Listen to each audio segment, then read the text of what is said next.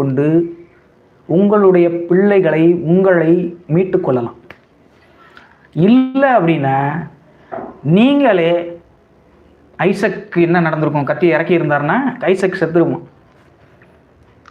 ஐசக்கு இறந்துருப்பான். 2 விஷயம் பண்ணலாம். ஒன்று, you must accept Jesus Christ, otherwise you have to pay your self.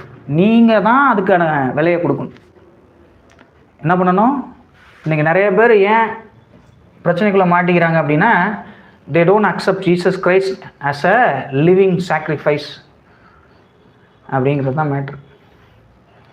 ஜீவ பலியாக தன்னைத்தாமே பலிதற்ற பலியாக என்ன பண்ணார்? ஒப்பு கொடுத்தார். அவரை ஏற்றுக்கொண்டா என்ன இது உண்டு? எனக்கு லைஃப் உண்டு. இப்போ நான் ஒரு தப்பு பண்ணுறேன் அப்படின்றப்ப நான் ஆல்டருக்கு போக வேண்டிய ஆள், பலி செலுத்தப்பட வேண்டிய ஆள். ஆனால் இயேசு கிறிஸ்துவை நான் ஏற்றுக்கொண்டதுனால எனக்கு பதிலாக அவர் என்ன பண்ணுறாரு? பலியானார். நான் எதுக்கு வந்துடுறேன்? லைஃபுக்கு வந்துடுறேன், ப்ராமிஸ்க்கு வந்துடுறேன், இட்டர்னல் லைஃபுக்கு வந்துடுறேன். கடைசியாக எதுக்கு வந்துடுறேன்? அவருடைய